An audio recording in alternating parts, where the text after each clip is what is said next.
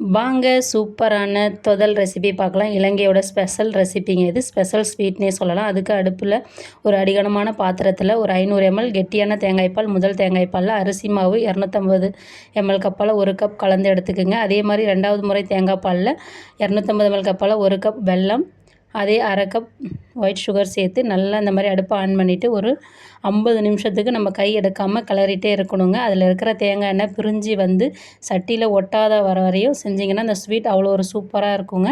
இது கூட உங்களுக்கு விருப்பமான நட்ஸ் ஆட் பண்ணிக்கிங்க, இல்லைனா பாசிப்பருப்பு பொடிச்சு ஆட் பண்ணிக்கிங்க. வாசனைக்காக ஏலக்காய் தூள், 2 பிஞ்ச் உப்பு ஆட் பண்ணிக்கிங்க. இப்போ பாருங்கள் எண்ணெய் தனியாக பிரிஞ்சு வந்திருக்கு. ஒரு சில நேரம் நிறைய எண்ணெய் வரப்போ நீங்கள் ஃபில்ட்ரு பண்ணிவிடுங்க. இப்போ நான் கொஞ்சம் நட்ஸ் போட்டு ஒரு பிளேட்டுக்கு ட்ரான்ஸ்ஃபர் பண்ணுறேன். ட்ரான்ஸ்ஃபர் பண்ணிவிட்டு இதை ஒரு 3 மணி நேரம் ஆற விடுறேன். ஆற விட்டதுக்கு அப்புறமா இப்போ பாருங்கள் நல்லா ஆறிடுச்சு. இது ஒரு வாழை இலையில் நான் இந்த மாதிரி கவுந்துரும். இப்போ ஒரு கத்தி வச்சு உங்களுக்கு விருப்பமான ஷேப்பில் நீங்கள் கட் பண்ணி சாப்பிட்டிங்கன்னா சூப்பரான இலங்கை தொதல் தயாருங்க.